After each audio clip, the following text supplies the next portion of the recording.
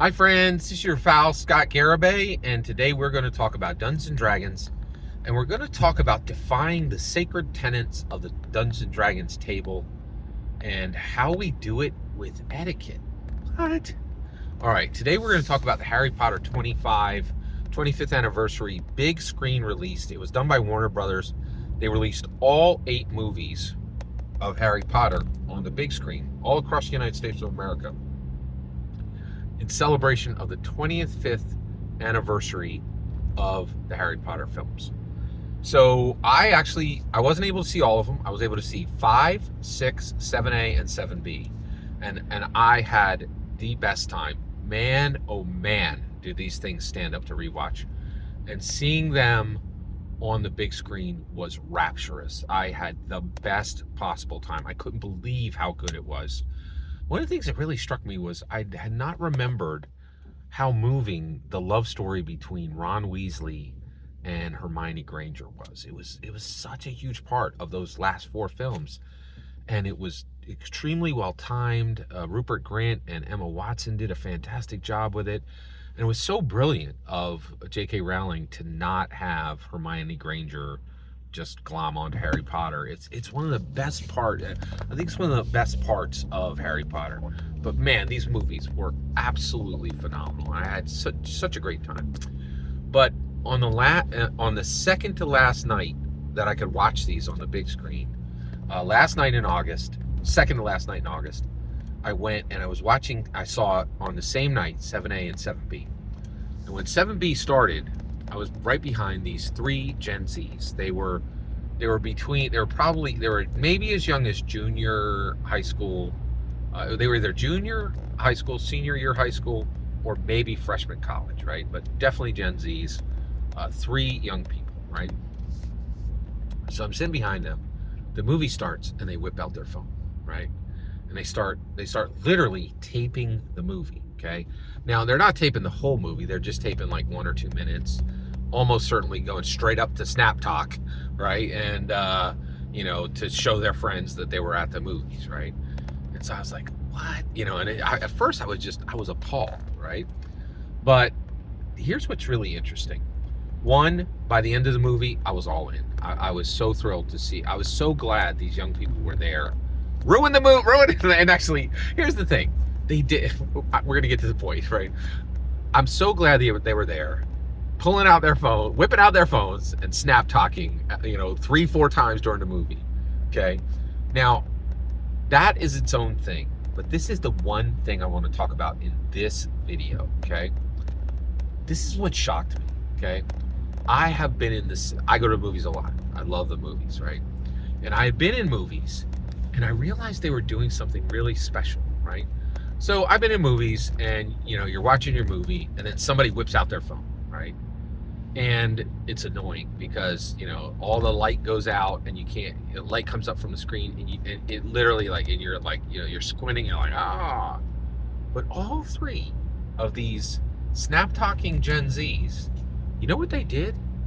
They all, at the beginning of the film, took their brightness to absolute minimum, right? And I was like, that is super weird. They are breaking the most sacred tenet of the movie theater. You don't whip out your phone, right? They are literally breaking the law. You can't record movies, right?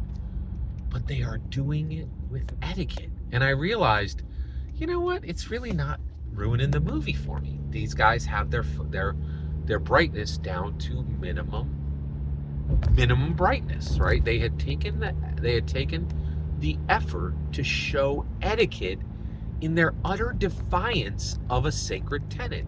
They had taken the time to show etiquette as they were literally breaking the law, right? And I was like, what the heck?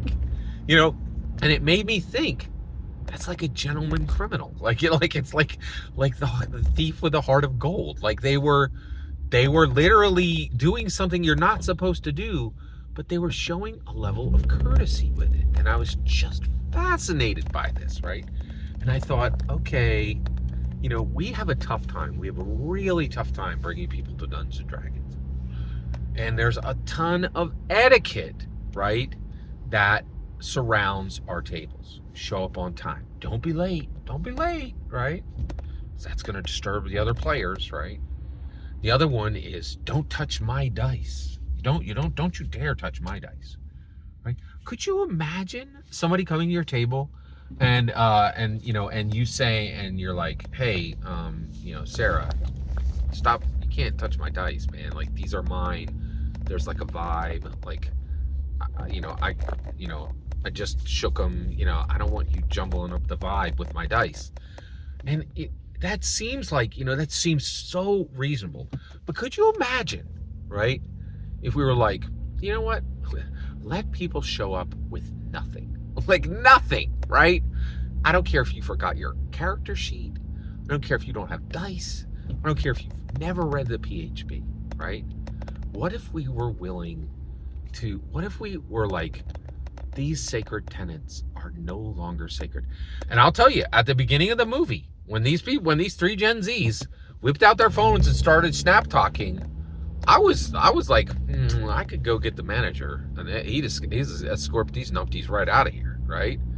And I was like, these guys, they weren't even born when this movie debuted, right? We need to preserve, if the theaters are going to be around, if young people are going to care for these places, right, these temples of attention, we need to start breaking our sacred tenets. And I think that's exactly what we need to start doing with D&D. We need to change we need to start breaking down these sacred tenets. We need to understand what they are, and we need to burn them, right? We need to say, I don't care, whatever you need, Gen Zs, to get to this table, you come with the energy and the excitement, and we will make sure that this table is always welcoming for you. And I am so thrilled that those Gen Zs were there, that they whipped out their phones and started snap talking and ruined the movie for me, because I'm thrilled, because that means there's a good chance they will be there 50 years from now, ruining the movies for other people, as long as they're there. So I was so wonderfully inspired that these young people cared about something that I care about. I'm 55 years old, and at the end of this movie, these Gen Zs, there were 30 people in a movie theater that held 120. And this thing was airing a movie that you could stream right now on Peacock, right? And when that movie ended, those three Gen Zs started clapping. Nobody in the theater clapped. I immediately joined in, and then others joined in as well. Not everybody, but I would say half. We all clapped for this movie that's streaming on Peacock, right? Because those Gen Zs were there. We have got to list out the sacred tenets of Dungeons and Dragons, and we have to burn them to the ground.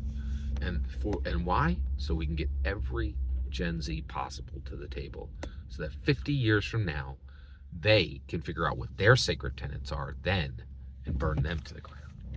Every single word you just heard in this video is my humble opinion. Nothing more, nothing less. The important part is when I get to hear your humble opinion. When you get in the comments, send your traffic. Please consider subscribing, and have a fetch millennium.